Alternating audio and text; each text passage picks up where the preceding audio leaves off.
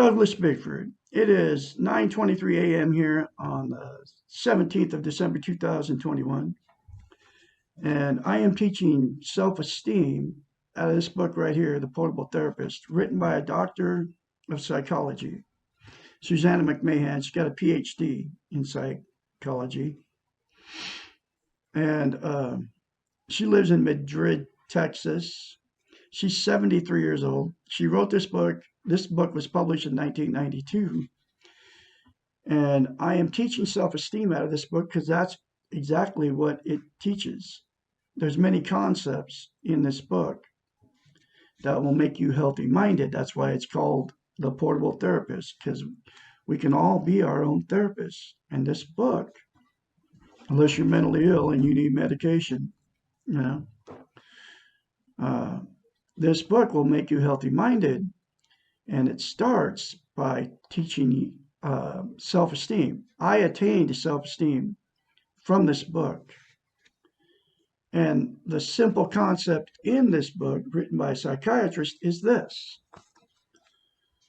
You look at yourself in the mirror and you say, I love you. You say, I love my inner child.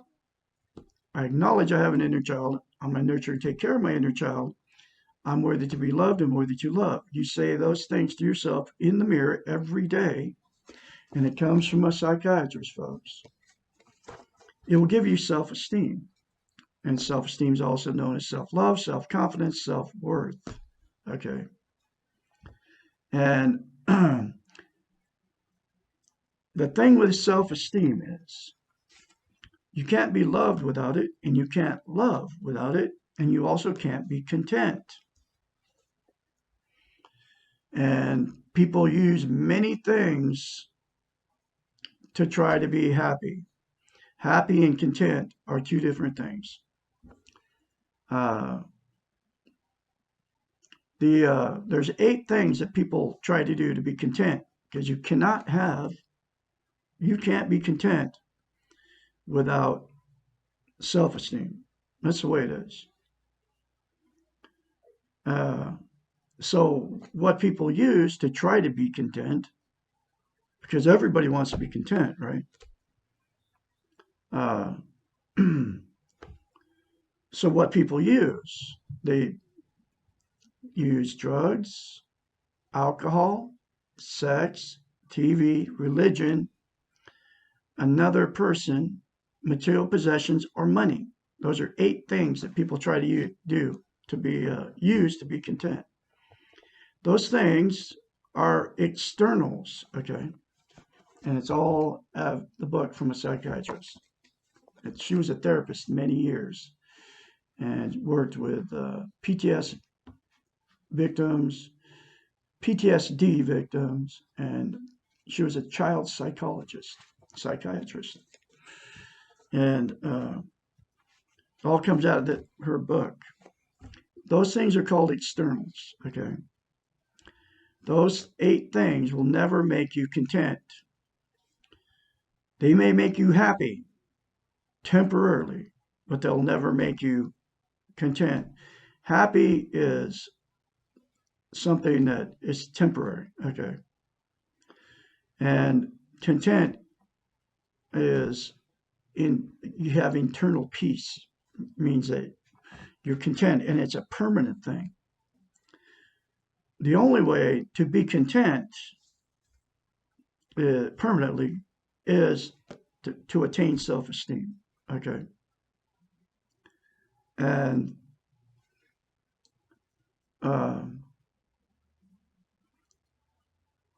saying, I love you, I love my inner child, and I'm worthy to be loved and worthy to love in the mirror will make you content, okay?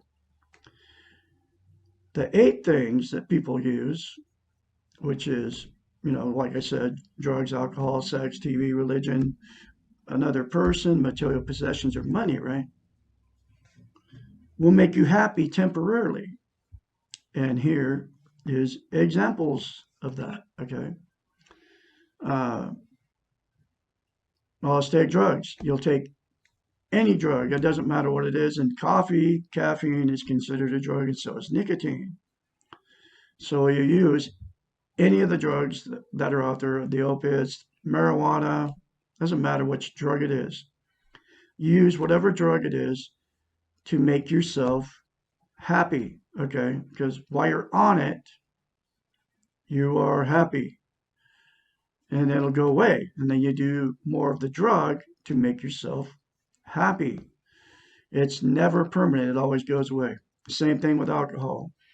Wine, beer, liquor, doesn't matter which alcohol it is. You'll use the alcohol, you'll drink it, you'll get the warm, fuzzy feeling, you feel happy, and it always goes away, so you have to drink more, okay? Sex, same thing. Have sex.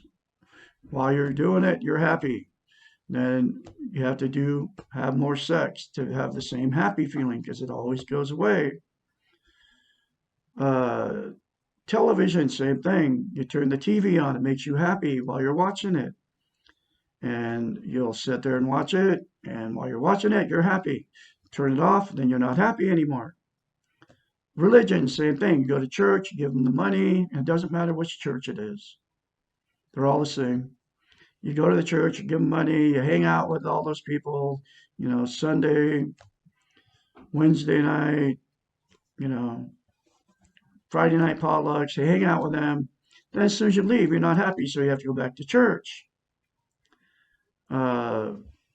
People, relationships, you're all happy. You met the woman of your life or the man of your life, the partner of your life, that's going to make you happy forever. And then it never lasts. You marry him, you don't marry him, you move in, the happy feeling goes away. Never makes you happy permanently.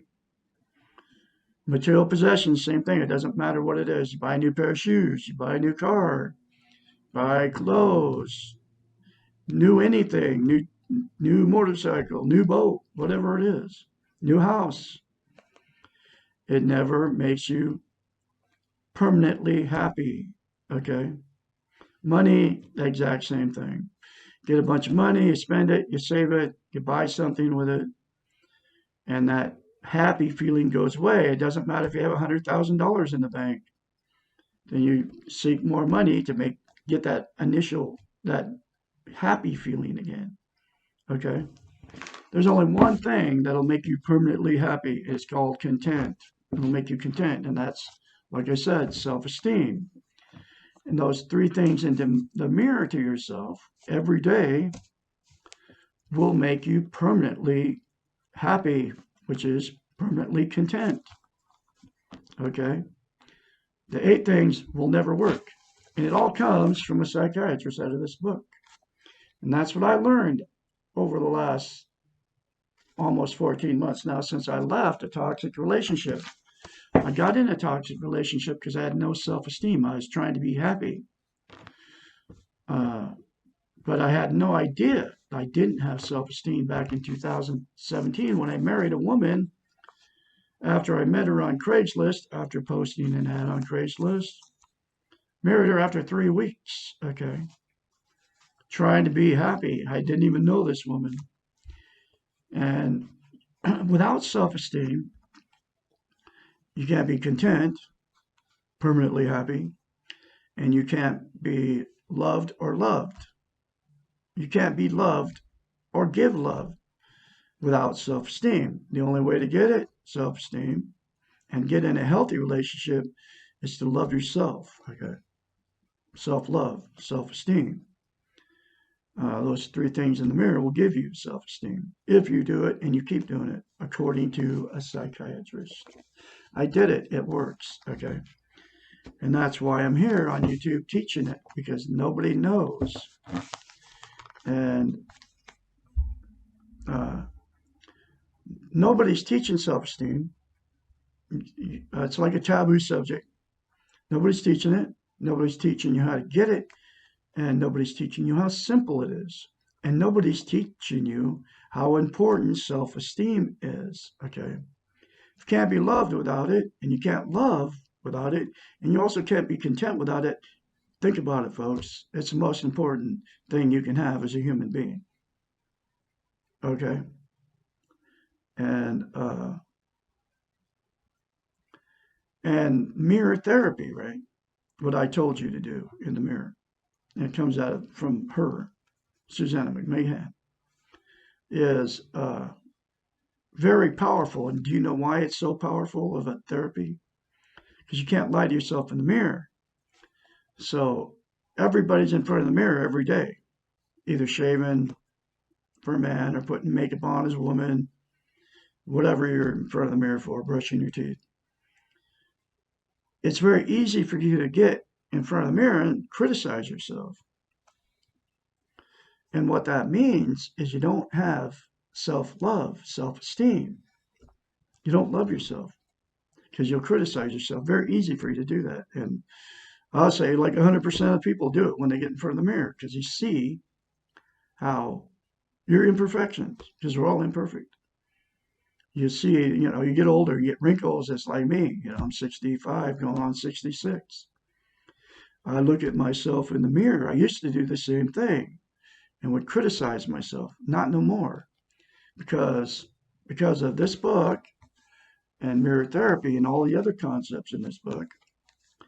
I've got healthy minded and I've attained self-love, self-esteem. And I only say good things to myself now. Like, I love Douglas Bickford. I love my inner child. I'm worthy to be loved and worthy to love.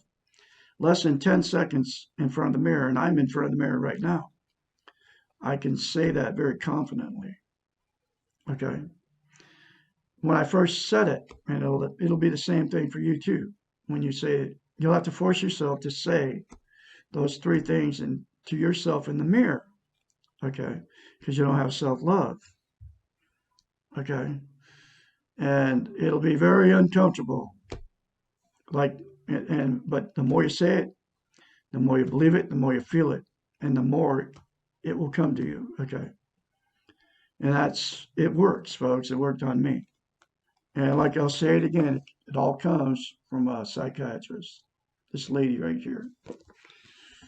It changed my life. Okay.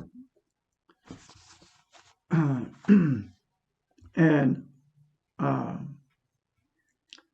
you say, and the reason you can say it so easily, bad things to yourself in the mirror, is because that's the way you feel about yourself.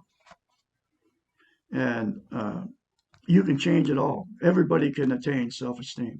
And that will give you self-love, self-confidence, self-worth when you start saying that. Okay? And then you can get the book. It's in a link in the description of every video I put up. It's very cheap, between $5 and $15. You can get this book. It will change your life. Guaranteed. And I'm not being mean by telling you that you don't love yourself, you don't have self-esteem. It's not even your fault, folks, because nobody's teaching it. Like I said, nobody's teaching it. Nobody's telling you how to get it, which I told you how to get it. Nobody's telling you how simple it is, and that is how simple it is. And nobody's telling you how important it is to have self-esteem, because you can't be content without it. It will make you permanently content. Okay. I have it now. I'm permanently content with the way I am and where I am and how I am. Anyway, 10 seconds out of your life in the mirror day, folks, will change your life. And then get the book. And then I've been through the change. I can be your mentor. 458-232-5238. And I'm going through the book a chapter at a time. And I have been since February 21. And here is the next chapter. You can watch me on YouTube. I got many YouTube channels. When you see me out there in this video, wherever you find me, I might be on a different channel than this one because I've got like 21 YouTube channels. Like, sub me, and share these very important life-changing videos. And I guarantee you, this will change your life. Okay. Let's see. Chapter 56. Why Can't I Say No? From Dr. Susanna McMahon. For obvious reasons, This question is related to the previous question about standing up for ourselves. That was the last chapter. People cannot say no, often do not know what they want or do not want. Frequently, these people think that no is a dirty word and that others will not like them if they say it. Being able to say no clearly and to mean it are indicators of respecting the self. Doing this means that we are able to take care of our own needs. Not being able to say no frequently means that we do not know what we do not want, and we also do not know what we do want. It is not a coincidence that yes people end up feeling angry, confused, and used, not knowing exactly how they got that way.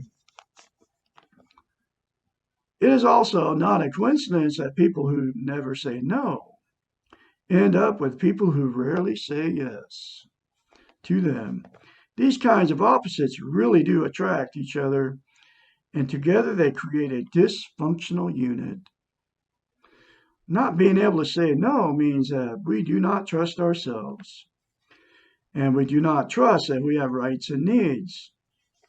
And those three things in the mirror, folks, will make it so you can trust yourself, okay? Because it'll give you self-esteem. It means that we have become more concerned with what other people want and need than we have with ourselves. People who cannot say no are dancing in other people's heads. This means they are trying to figure out how to take care of others, and in order to do so, they have to try to figure out what motivates the other person. They are trying to passively coerce the other person into taking care of them.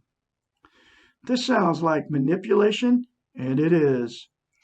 By never saying no to anyone else's demands or needs, we are expecting them never to say no to our demands and needs. Furthermore, we are expecting them to dance in our heads and to know what we want and need even when we do not. The fact of the matter is that no one can be in someone else's head. There's only room for one person per head, and that person is the person who owns the head. Dancing in someone else's heads means that we're not spending time in our own heads. It means that we are not taking care of ourselves. It also means that we cannot know what we need and want. Dance in your own head. Say no when you think that you do not want to do what is asked of you. Only say yes to someone else when you are sure that you are given a clean gift, a gift without strings. This means that you really want to do what is asked or expected of you, and you expect nothing back in return. Does this sound selfish? Yeah. Does this sound selfish? Oh man. Good, it is. Does it sound self-centered? Only if you do not ever want to do anything for anyone else, but you expect them to do everything for you. People who cannot say no are generally very nice people who are trying to be good. These people tend to confuse being nice with being good. They really want to be genuinely helpful, and they do not understand why their system produces so much anger and resentment. Once again, the solution lies in faulty training. There is another paradox here, and that is that people who can never say no are usually respected by others. Their nice behaviors are taken for granted, and they are treated as victims or as not very important. People respect a no answer, and when they get a yes answer at another time, they appreciate it more and know that it is real. Practice saying no. The world will not fall apart when you do so. Be clear in expressing how you feel. It makes life simpler for you and others. You'll be surprised how much people respect a clear no. And you will feel better about yourself for being truthful and for taking care of yourself. Everyone will win. There's another very powerful chapter for you folks. Like I said, I can be your mentor. 458-232-5238. Get the book, Portal Therapist, in the link in the description of every video. Say I love you. Say I love my inner child. Say I'm worthy to be loved in the mirror daily instead of saying bad things about yourself, folks. And you're all born good. You will leave good. You're all beautiful people. You're all worthy of love. I'll have another chapter for you tomorrow, which will be how can I stop abusing alcohol, drugs, food, sex, others, myself. Chapter 57. You all have a great day out there, and I'll talk to you tomorrow.